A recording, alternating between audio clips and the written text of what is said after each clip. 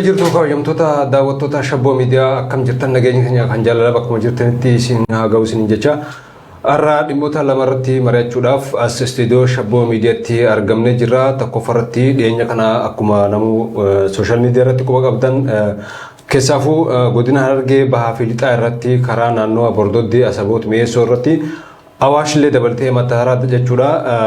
Warreen daldaltoota jimaa shufeerota makiinaa jimaa oofanii fi kana irratti namoonni akka malitti kaan ajjeefamanii kaan bakka beekamne geeffamanii kaan jimaan isaanii badee kaan hidhamanii dararaa hamaatu uummata keenya irra gahaa jira.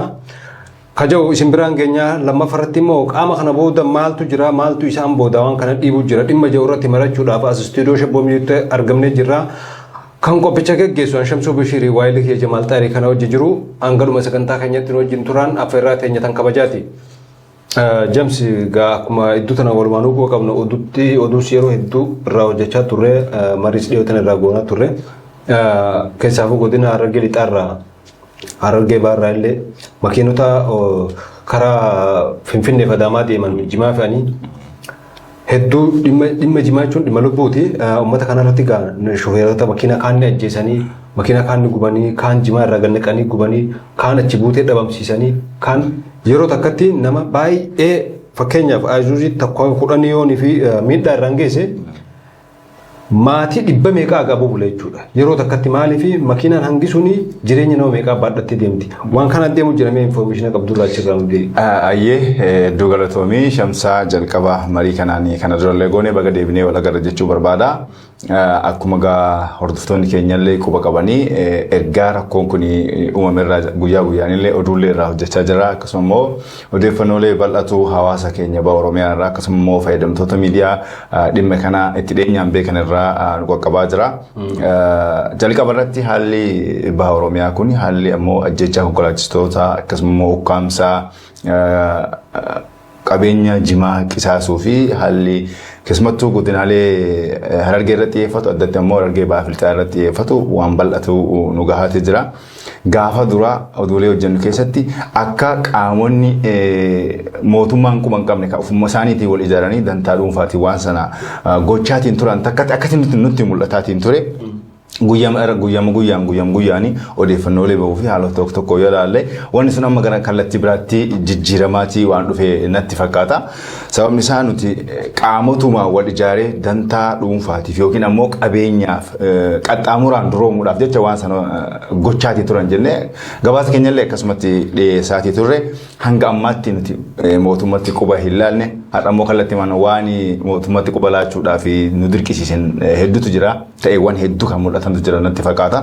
Kanaaf odeeffannoolee bal'atu bahaa jira hanga guyyaa kalee fi dheengaddaatti ammallee dargaggoonni konkolaachisummaadhaan addatti ammoo jimaa fe'anii magaalota Harargee bahaa fi lixaa irraa gara giddugalaatti dhufan naannoo Mataaraatti akkasuma Bordoddotti ajjeefamaa akka jiranii odeeffannoon bal'aan kan nu qaqqabaa jiru. Kan ammoo tokko lama jennee waan silaa jiru kan walii qoonu ta'an illee na birallee waan bal'aa jira si birallee waan bal'aan akka jiru maa shakkii hin qabu. Kanaaf dhimmoonni kun ka'umsi isaa maalii amma immoo agarsiistuuwwan wanti kun furmaata argachuu dhabuu akkasuma immoo daangaa itti godhamuu dhabuu maali waan jedhu bal'inaan kan waliin ilaallu ta'a. Mee gara keessatti deebisee waan bal'aa kaasii sana boodaan illee itti dabala. Tole iddoo galatoomee dura irratti wanni kun yeroo jalqabu beeta adeemsi piroosesa jimaa danquun ammaan tana jalqabne waan bubbulee waan ture yeroo sanillee rakkoon akkanaa deemaatuma turte jimaa gatii caccabseenii mootummaan balleessuu yeroo sanis gruppii ture maafiyaa mataa fi dandeesse. Amma immoo maafiyaan sun afaan jijjiirrattee dhufte. Taraa dura gara 120tu 120 isaan tu'an kana godhee qaama mootummaa hojii walitti hidhamiinsa qabaatiin isaan waan ja'uuni namoonni cinaa deddeemee warra 120 kana jechuu ture.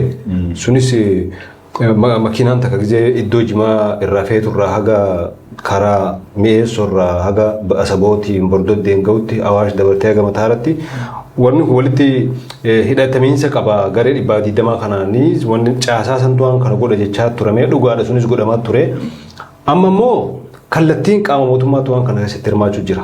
Kallattiidhaan qaama mootummaatu osoo arganii guyyaa adii makiinaa hiriiree deemu nama akkuma fedhanii shufeera keessa sanuma ajaa'ibaa shufeera irratti xiyyeeffatanii shufeera keessa ajjeesan dargaggoota gargaartuu ajjeesan abbaa qabeenyaa ajjeesan makiinaa kan ni guban sanirraa jimaan kun ni gubata jimaan kun akkam seetira nama waa'ee jimaa kana dhimma jireenya san keessa jiraatee beekuutu rakkoo jimaa tanaa miidhaa isin hawaasa irra fiddu nama waan san keessa jiraatee beeka jechuudha fakkeenyaaf jimaa ayisuusuu takka fa'uudhaaf yoo xiqqaate nama 100 oliitu yoo biyaansi halkan tokko ofirraa faxaree bula maal yoo jette jimaa iddoorraa yeroo abbaan ooyiruu qopheeffatee warri jimaa kana bitee fe'u kuni ijoollee jimaa dho'ituu jira deemtee daleedu jechuudha jimaa san cabsitu warra cabsee jimaa kana dhihee wal qixxeessuu jira jechuudha wal qixxeessanii yeroo fidan galgala afaan galgalaa kana warra taa'ee jimaa kana muuzaa baala muuzaa koobaa janiin kana gartee kanaan haqaarama kana qopheessuu jira koobatti ashuutti takkitti fe'uun siin jaabeeki dhibba meeqa akka walitti dhaabbatee famu dhiisi san booda galgala warra taa'ee jimaa tolee dhufe kana haqaaree tolchee qopheessuu jira jechuudha san booda fe'amuudhaaf isaan kun nam 50 haga 70 ta'an kun hundi baasii waan kanarraa baha jechuudha abbichuma waan kana hojjeturraa baha kanarraa gizee makiinaa takka fe'amtee hangana bahee makiinaa 5-10 hizaabigaa nama 100 meeqaatu irraa gartee riskii waa butatee bula fuutee yoo waan kana isaan kara finfinnee yeroo deeman karatti eedee ajjeeftee jimaa kana jalaa gubdee haala kanaan kasaarsite nama 100 lakkaa'amu kabiraa beeleessite jechuudha afaan biraatiin asitti kabiraa immoo kaganaa silaa waan san daldaluudhaaf niyyaa qabu sodaa waan kanaa deemee jimaa bitee iddurraa kara magaalaan baafatu jechuudha kanaa kana hedduutti immoo maaltu dhufa waan rakkoon biraa osoo kun gabaa gurguruudhaa deemu saamamuu ajjeefamuu makiinaan jalaa gubatu jimaan gubatu kasaaroo hogguu arge kaafe kun waan hin fe'anneef jimaan iddoo irratti bada jimaan yeroo qaba yeroo guuran qaba yeroo isaa sanitti yoo guurtee gabaa baaftee hin baafatin yeroon irra dabarti ni bada qabeenya biliyoonaan lakkaa'amuutu qotee bulaa harka badu jira jechuudha kanaafuu xiyyeeffannaan itti kennamee kun kaayyeeffatamee qaama mootummaatiin wanni kun raawwatamuu jira kanaaf immoo kan hedduu si gaddisiisu bulchitoonni godina Harargee Lixaa abbaa raddaa haa ta'u bulchaa aanaa haa ta'u kaabinee haa ta'u faarsee bulaa haa ta'u kan 120 keessaa 120 kana keessa jiru haa ta'u tokkoon dubbatu garuu tokko kanuma immoo waan kana raawwachiisu ka gabbee si wajji waan kana balaaleffatu agarta ni raawwachiisaa si wajji balaaleffata hedduu waan ummanni keenya keessa jiru waan rakkoo akka taraatan ummanni keenya mudate Shamsaa hedduu galatoomi waan bal'aa waan kanarraa waan odeeffannoo jiruu fi haala waan argaa jiruu fi waan nu qoodamaa jiru dhaabannee waan bal'aa kaasuu dandeenya. Mee ammoo gara duubaatti haa deebisu. Mee rakkoo har'aa tana osoo hin taane mee gara duubaatti haa deebisu. Yoo xiqqaate waggoota 3 akkasiin gaanaaf fakkaate muummichi ministeeraa paarlaamaa irratti ifatti waa'ee jimaatii wal qabsiisee waan jedhe qaba. Har'a jedhe keessumattuu gara baha Oromiyaatti ta'ee hawaasa jimaa oomishuun wal qabate namni tokko hojii hojjechuudhaaf jimaa qama malee anniisaan isaan jiru lafa qotuuf haa ta'u daldaluuf haa ta'u sochii kamuu godhuuf haa ta'u ganama galgala guyyaa namni dirqama sochii godhu keessatti yoo anniisaan isaa jimaadhaan kan hin sochoone taate dhaloota bor dhaloota akkamii biyya dhaalchisuu deemna waan jedhu kaasee ture asaatiin goggoo 3 fakkaate viidiyoon sun hedduu naanna'aa ture miidiyaa hawaasaa irratti kanaafuu haalli sun ammoo sirrii akka hin taanee fi guutumatti wanti kun suutaan jijjiiramuu qaba yaada jedhu kaaseetiin ture muummichi ministeeraa achirraa ce'ee osoo baay'een turin buufataawwan daldala jimaatiin beekaman hedduu baha Oromiyaa kana keessatti yoo yaadatte Awwadaay Dirree Dhawaa keessaa addumatti naannoo oomisha jimaatiin baay'ee beekaman keessaa buufataalee jimaa akka jimaan kuusaan ta'e akkasuma immoo bakkuusaa irraa gabaadhaaf akka hin dhiyaanne ni yaadatte yoo ta'e waggoota 2 darban keessa immoo jimaan gara Dirree Dhawaa gara Jijjigaa deemu gara Jibuutii deemu gara Finfinnee deemu akkanumatti dhiibbaan hamaan irra ga'eetiin wanti kun sadarkaa ajandaa jabaa taatee sadarkaa hawaasaa qofa osoo hin taane hawaasuma bal'aa cinattuu afaan nama wal deebistee hanga sadarkaa masgiidaatti jireenya hawaasa kana jimaa ta'uu hanga sheekaa fi beekaa namni marti gadi bahee dhiibbaa uumee wanti sun sadarkaa gara hin taane deemu mootummaan erga hubate wanti sun hanga takka tasgabbaa'e garuu har'a dhaabadhee olaalu wanti sun suutaan tasgabbaa'e malee kaayyoon dhimma jimaa kanaan wal qabatu dhiibbaan jimaadhaan wal qabatu Kayoon isaa waan hundee isaa akkanumaan shiftaadha yookiin ammoo nama qaxxaamuraan duroomu barbaadu raawwateedha osoo hin taane wanni kun kaayoo gubbaa irraa kaa'ame hundeedhaan waan jijjiiramuudhaa fi gama mootummaa irraa kaa'ame natti fakkaata. Maaliif waan duumata gargar dhaabattee waan kana yoo wal bira qabsiistee ilaaltu ta'eewwan kana dura waggoota lamaan dabran ta'e yeroo san kasaaraan hamaan yeroo sanatti walattee daldaltoonni jimaan hedduun isaanii gabaan ala ta'anii buufataalee kuusaa jimaa hedduu daldala biraatiif oolchina jedhanii fakkee yaadatta waan biraatiif oolchina jedhanii hedduu isaanii balleessanii namoonni gabaan isaanii jimaadha walii guduufamu abbootiin qabeenyaa hedduun kasaaranii gabaan ala ta'anii dargaggoonni hedduun sochii kanarra jiraatanii miskiinanii kan barandatti kanallee jira. Haa ta'u gaafa suniin dhahmeetiin gabaanii ala bahu ammallee jireenyi dhiisu dargaggoonni biraa lafaa dhufan sochii sana keessa jiranii.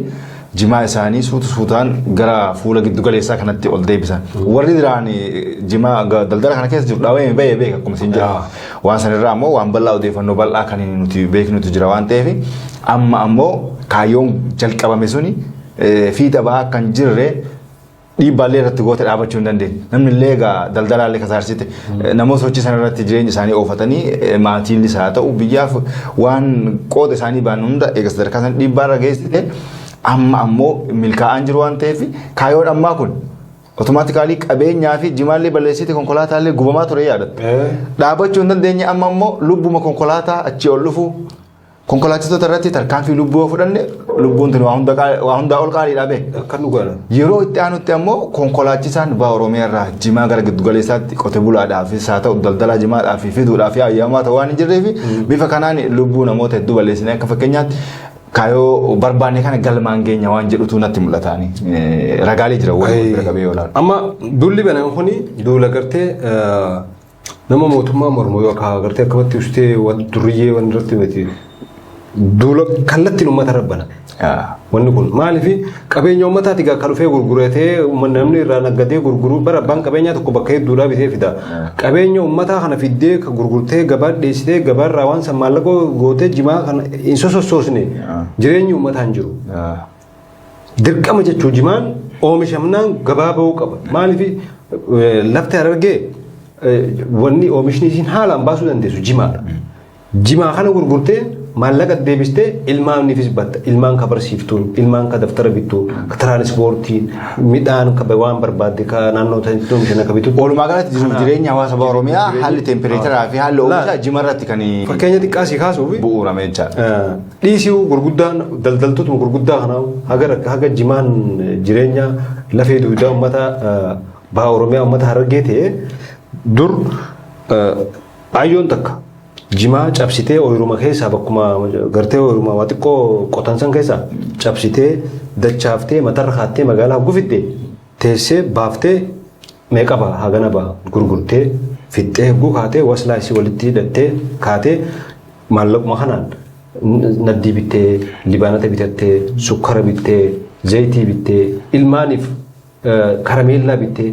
Daqiiqaa bittee gammachuudhaan galgala ilmaan isii galtii jechuudha. Yoo waan san gabaa fiddee gurgurtee akkasitti hin goone ilmaan isii sun agabuu bula. Beela bula jechuudha. Sigalee gurguddaadha isii jireenya hanga sadarkaa jireenya baadiyyaa qotee bulaa achi jiruttuu jimaan achumaaf achittuu fiddee magaaluma xiqqoo naannoottuu gurgurtee gizee baadiyyaatti achi deebitu maallaqa jijjiirtee magaaluma xiqqoo tanarraa waan baadiyyaa san hin jirre fudhattee galtaa jechuudha. Hayyee hangi sun akkasii bal'istee yoo laalte maallaqa wanni kun maallaqa biliyoona lakkaa'amu gizee guddate hawaasa miliyoonaan lakkaa'amu san kokkee qabde jechuudha. Kanaafuu wanni kun duula hawaasa irra baname keessaafuu warreen dhalattoonni naannoo Harargee lixaatis warri Harargee baatis waan kana nama waan jimaa kana haga inni fardii ta'e nama keessatti waan jiraatee jimaan kun faayidaa isaa beekuutu wallaahi isin jaa beeka. Maaliif osoo inni hin jiraanne arrabar namni jimaan ooyirutti abbaan iddootti irraa bade ilma barsiifachuu hin dandeenye ilma isaa mana kiraa irraa kafaluu hin dandeenye yuunifoormii kafalachuu hin dandeenye mana barumsaa kafaluu hin dandeenye noolii tiraanspoortii bakka takka inni deemuu kafaluu hin dandeenye marxoo takka ofirraa jijjiiruu hin dandeenye irraa abbootiin teenya hayyootiin teenya shaashii takka ofirraa jijjiiratu hin dandeenye jimaan bakka itti gurguramu akka itti gurguramu dhabe kun bakka balleessanii kammoon daldala achiif mataa ol qabatee sossoo'u haala kanaan kasaarsuu jiran jechuudha. Kanaaf jimaa irratti duula bante jechuun kallattiin uummata irra qixa waraana labsuutiin garaagarummaa kan qabu. Kanaafuu uummanni keenya waan kana haga dandeen firraa fachisuu qaba warri dhageetti qabdan miidiyaa harkaa qabdan ustaniin taa'ina ummatni dhumu jira kun waan takka waan gaafii qabu miti har'a gaamee dhugaa takka dhaabannee walitti taa'u dhugaa dubbachuu fi waan takka realitii takka haalli amma biyya keenya jiru waan hedduun dhugaa ummata illee dubbatu siyaasa walii guduunfanii miidhaa sirgeessu waan ifaati kun waan homaa haaluu hin dandeenye fayyadamtoonni miidiyaa hawaasaa akkasumas namoonni miidiyaa hawaasaa irratti influensi ta'an hedduun isaanii illee rakkoo kanaa fi dubbachuun yeroo isaan rakkise argaa jirra. Haa ta'uuti yeroo mana namoonni tokko tokko haala jiru sanuu nuti dhugaa ummata keenyaa dubbataa jirra yookiin ammoo waan kun waan siyaasaa walii guduunfamaa jiru osoo hin taane waa'ee dhimma jiraachuu fi jiraachuu dhabuu ummata keenyaati jedhanii yeroo dubbatan namoonni biraa namoonni mootummaa faarsan dhalattootuma naannoo kanaa ta'anii kanuma abbaan isaanii jimaa qotatu kanuma isaan jimaa qotatan akka waan mootummaa faarsuun biddeen isaanii ta'utti mootummaa haa faarsan haadhiisa waan gaarii irratti mootummaa faarsan iddaa zimmaata rakkoo miti rakkoo miti mirga faarsuullee mirga qabeenyullee yaman gaafatu garuu dhimmi kun dhimma hawaasaati dhimma jiraachuu fi jiraachuu dhabuuti yeroo kanatti ammoo yeroo namoonni dhiibbaa miidiyaa hawaasaarra uumamu muraasa isaanii lakkoofsaan baay'ee xiqqaa ta'an dubbatan namoonni biraa kanneen dubbachuu isaanii kan yoo afaan qabu barbaadan hedduu argaa jirra miidiyaa hawaasaatti.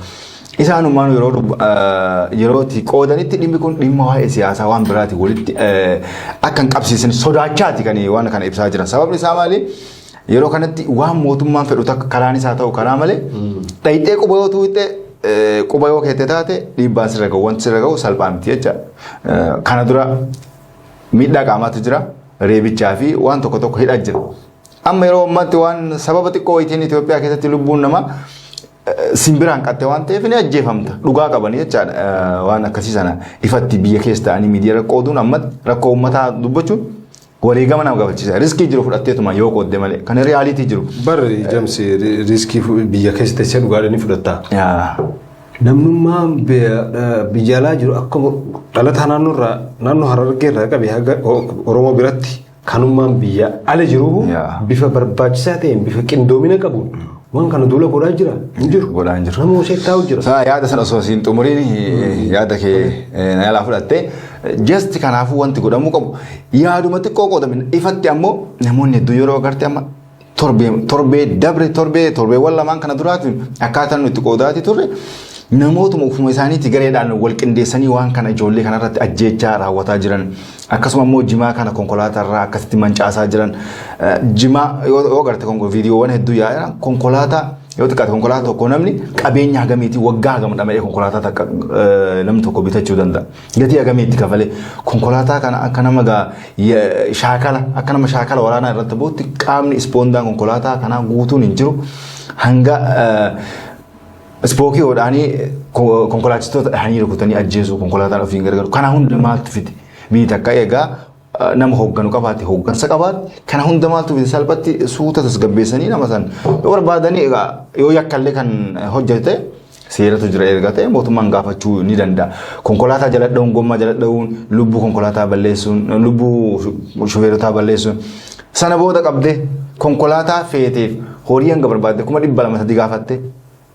Akkasuma immoo shufeera sana fuutee lubbuu isaatiin miliyoona gaafachuu maaltu fida ammallee ka dammaquu qabu hawaasa akkuma ati jette hawaasni maaliif akka gammaatti callisee waan kana ilaalu naaf hin galu booda ammoo maal jetti Oromoon yeroo mammaatu waraabessa tare sareen duttee akka ittiin ta'an waraabessa tare sareen duttee beeka waraabessi kutee sareen numa dutte birbinyama waraabessa sirra baheen dutte gaafa rakkoon kun hundee keessa gasseenee hawaasa kana miidhe yoo iyyites wanni hedduun baduu danda'a maaliif har'atti maani hawaasni bal'aan baa Oromiyaa oomisha isaanii haalli qilleensa isaanii oomisha jimaati kun waan nama gaafachiisu yoo agartee qamadiin baa Oromiyaa kanatti kilaasteraan faca'eetti bifa gaariirra jira leellifamuudhaaf yaadamaa ture gara miidiyaa hawaasaati waan san hundee ayidiyaa jimaa kana oomisha jimaa kana balleessuudhaaf waan godhame natti fakkaata har'atti garuu sana jettee farra jimaa haala teessuma baa Oromiyaa kanarratti qamadii oomistee qamadiidhaan akka arsii baalee gochuu dandeessa dandeessu haala tempireechara waan mataa fi waan magarsiisu waan magarsiisu qabdi haala tempireechara qilleensaa irratti kanaafu hawaasni kun har'uma baheeti waan kan qaamota biyya bulchan bulchitoota godinaalee lamaanii yeroo kalee dheengadda hin argamu miidiyaa hawaasaa kanarratti nam tokko maqaan isaa hooggansa paartiiti moo hooggansa naannoo godinaati jedhamee tuqame. Jedhee komantiin ka'iyyuu akkamitti namni kun tuqame. Nama tokkoof bar nama tokkoof iyyuu moo hawaasa miidiyaa lakkaa nama tokkoof akkamitti nama kana bu'ama jedheeti komantii yookiin ammoo yaada hawaasaa ogarti si ajaa'ibsiisa. Garuu nama dhuunfaa saniif iyyuu caala isumarratti waan dhufu waan hubate waan ilaale natti hin fakkaatu. Yeroodhaaf manni kitfoo fi xibsii nyaatu san ta'e garaa guuttatee bulu santu waan boru isa jiraachiftu itti fakkaate namoota hedduu jira namoonni akkasii ka faayidaa dhuunfaatiif faayidaa hawaasaa dabarsanii kannan jechuudha. Amma akkuma ati jette eega magaalaa wal bitte booda rakkoo yoo dhuftee rakkoo ummanni cabee lafa ga'e kaasuun ni ulfaata. Osoo cabee lafa hin geenye waan kana dafanii ummanni irratti gartee fardiidhaan tarabarrabee waan kana hambisuu danda'uu qaba jechuudha. Kanaaf immoo dhiibbaa godhuu danda'uu qaba. Sooshaal miidiyaadha yeroo ammaa kan namni bakka tafee ta'e infoormeeshinii walii kennuu danda'uu qaba. Miidiyaan akka miidiyaatti miidiyaan Oromoo aktiivistiin Oromoo kasilaa aktiivistii jettee faarsee bulaa jettee galee taa'u osoo achi jiru osoo arkuu hafuurri irraan bahu sun dhiisi. Inni waan kooriidarii fi waan xiqqoo bililijii yoo arge achitti maayikii qabatee fiiguu ni danda'a. Ammatti waa'ee hawaasaa dubbachuu karoora isaatiin miti beeku.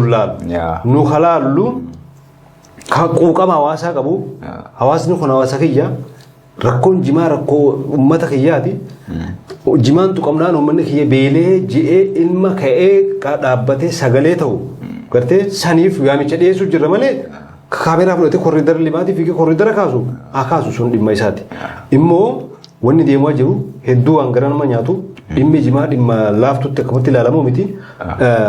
Namuu kana dandeenye dhiibbaa godhuu danda'u hawaasni kunis beektaa ofuun wanni hin jiru hawaasni kallattii kennuuf barbaada. Si galee saniifuu namoonni hundi xiyyeeffannoodhaan waan kanatti kennee haala jiru hordofee akkasitti dhiibbaan godhamuu qabu hundi godhamee mootummaa waan kana sirreessuu danda'uu qaba jechuudha. Maaliif caasaa mootummaati kan waan kana ifatti godhaa jiru. Akkamitti mootummaa jechuun maali dura? Mootummaan tokko itti gaafatamummaa mootummaa guddaan nageenya lammiilee eeguudhaami. Lammii nageenya isaa eegee nagaa namni tokko bobba'ee carraaqqatee akka galu. Amma hawaasni kun barkasee jaabuna godina naannoo Oromiyaa bakka biraatu hin deemne bakki itti ajjeefamuu jiru itti saamamuu jiru Oromiyaa keessallee achuma bar Awaashirraa gad wanni jiru bar Harargeedha. Rakkoon ka jirtu immoo idduma tan ammas kasii ajaa'ibu. Iddoo Bordoddee Asabootii Mi'eessoo fi Birgeedii janii Awaashiyaas idduma tana bakki rakkoon jirtu. Sin ajaa'ibu. Kanaafuu bakkuma itti dhalattee guddatte keessattuu fe'attee baachuu hin dandeenye jechuu karaa biraatu. Kanaaf immoo qaamni mootummaa itti gaafatamummaa guddaa qaba. Nageenya bulchiinsi godina Harargee lixaa keessaafuu rakkoo kana furuu dadhabuun isaa akka maal ammallee waan akka beeki. Sadarkaa gadii irraa gubbaatti rakkoo kana maal akka ta'e hawaasa rakkoon kun duuti itti galtee maalummaa rakkoo tanaa wallaalee jaara qaamonni sadarkaa gadii godinaalee Harargee bulchanii fi gubbaa jiran likkitti beeku. Likkitti beeku. Bara akkuma kiyyaaf keetti sooshaal miidiyaa likkitti beeku tarii dantaa mataa isaanii kan keessaa sharafatan qabu. Sunni jira. Tarii ammoo qaamota gubbaa irraa waan kana keessa harkaan naqatanaa waan jedhameentu jiraachuu danda'a. Yoo naqachuu baatanillee gatii kafalan. Yoo harkeessaa kan qabaatanillee ta'e lamaanuu gatii isaan kafalchiisa. Waan si ajaa'ibu takka ammoo waan gara torbeewwan lamaan dabre keessa qaama shiftaa qaama biraatu kan mootummaan ala baheetu waan kana godha jennee dubbachaati ture. Amma immoo qaamni rakkoon kun ifatti rakkoo mootummaa ta'uu fi mootummaa waan kana keessaa qooda jabaa fi mataa rakkoo tanaa mootummaa ta'uu ragaawwan jiran ifatti baatii jiru. Ragaan maaliidhaan jedhe? Qaamonni nama saamaa jiran kun konkolaataa haga barbaachisan kafalchiisaa jiran kun lubbuu namaa qabaniitiin qarshii miliyoona takkaaf walakkaa miliyoona lama hanga miliyoona takkaa gaafuma si qabanuu ilaalanii shakka lama keessa ilaalan waa qabamu hin qabu fiidbaakii dudduubeekii qaamota odeeffannoo qoodutu jira. Shamsuun yoo qaama kanaan butan dudduubeen shamsuun horiin lafaa qabu jira. Maatiin illee yoo ta'e wanni jiru duubatti humni kee jabaa yoo ta'e waan ati qabdu san yeroo takkaan illee kafalchisanii yoo si dhaamsan dhimma isaaniitii miti. Tokkoon namni ukkaanfamu humna duuba isaa jiru qoratameetiin akkasitti. Kanaafuu horiin bifa kanaan ukkaanfamu kun eessa galaa jira? Akkaawuntii baankii mootummaa irra galaa jira. Yoo mootummaan dhugamu waan kana hin beekne ta'e herrega kana to'achuun mootummaadhaaf salphaadha. maan mootummaan akka kompiitarri herreega mootummaa kun eenyu harka jira mootummaa harka jira baankii mootummaa jira ba kanaafuu qaamonni kun hawaasni yeroo sanitti namni tokko maatii isaa oolchuudhaaf yeroo sanitti kafalee herreega akkaawuntii irratti gaafatamee galii godhe san mootummaadhaaf kun waan akkanarra raawwatame naasa akka ta'e jedheeti yerooti mootummaa dhiyeessu mootummaa waan kanaaf hayyamamaa akka hin taane dhagahaa jirra kun ifatti jechaadha. Kanaafuu mootummaa yoo dhuguma waan san keessa harka kan hin qabaanne ta'e maaliif herreega qaamonni kun ittiin nama saaman san kan hawaasni ittiin saamuu san mootummaaf dhiyeesse sakatta'uun itti ulfaata. Jasti kanaafuu waan kun ifatti maani mootummaan harka keessaa qabaachuu fi maaltu mootummaa ta'uudha. Dhiyoo tana odeeffannoo guuruudhaaf sassaabuuf yaalii godheetiin ture. Karaa jimaa karaa galamsuu karaa daaloo baddeessa naannoo isaanii bakka jimaa irraa guuramu gartee asirraa gama miicata machaarratti jechuudha. Kana kanatti namoota daldaltoota jajjaboo maallaqa fufurdaa qaban kan waan kana daldalan dallaalaa jira beeki ka garee 120maatis ka mootummaatis ka isaan kan hojii milishaa hojii hidhata qabu dallaalaa jira arra eenyu maallaqa nagaatiin fe'u jira eenyutu hin feene liistii warra daldaltoota jimaa kana ni baha. Makiinaan isaan ittiin fe'atan konkolaataan lakkoofsiisaa ni baha. Ni qophaa'a sa'aan inni itti bahu ni baha. Fakkeenyaaf namni tokko machaara irraa bahee fe'atee bahe sa'aan inni itti bahu ni beekama ni himama jechuudha. Gareen sun san booda eessatti karatti eeggata jechuudha. Konkolaataa lakkoofsa qaba maal qaba. Odeeffannoon dura darbee. Maalleen immoo daldaltootuma kanaatu maalleen karra wayyaatii fi karraa gadi qixaa miti kafaltiinsaa. Beeki kasee ajaa'ibamu qaraxa mootummaa guddaa jira. Kaseeraa taaksii sun kaseeraati. Kana malee jechuudha. Kawarri 120 jeef jaaru kun qaraxoo jira kan irraa fuudhu jira. Kammoo qaamnummaan mootummaa waan kana rakkoo uumee amma ajjeechumaa fi maal fide kunuu kan irraa fuudhu jira jechuudha. Eeruun isaa kaa jalqaba gizee jimaan fe'amurraa ka'umsarraa abbaa maallaqa furdaa irra sossoosu eenyu abaluun akkasitti sababa sanii amma namni sodaatee abbootiin qabeenya akka jimaan aggadan waan godhanii ifiif bobba'uu waan kana deemanii dalaguu sodaatanii maqaa namaatiin namni biraa isaaniin bakka bu'ee akka gartee waan san daldalu maallaquma kennanii isaan jechuudha. Mee an dhiisee keessaa beejee nama keessaa bee ala taa'ee harka marataa jiru jira jechuudha. Sadarkaa kana jechuun namni mana galee jechuudha. Abbaan qabeenyaa tokko jimaa tokko iddoorraa guuree gizee magaalaa fidetti nama yoo tokkichi nama 100 oliif biddeena yoo xiqqaate fataraa fi laaqana guyyaa sanii baasee jechuudha. Maaliif jimaat makiinaan takka fe'uun nama hedduu si barbaachisa. Ka dha'uu fi ka haqaaruuf ka fe'uu ka baala maal godhu hedduudha bu'aa wanni si bahu jechuudha. Si galee akkasitti eeruu akkasiisantu jira.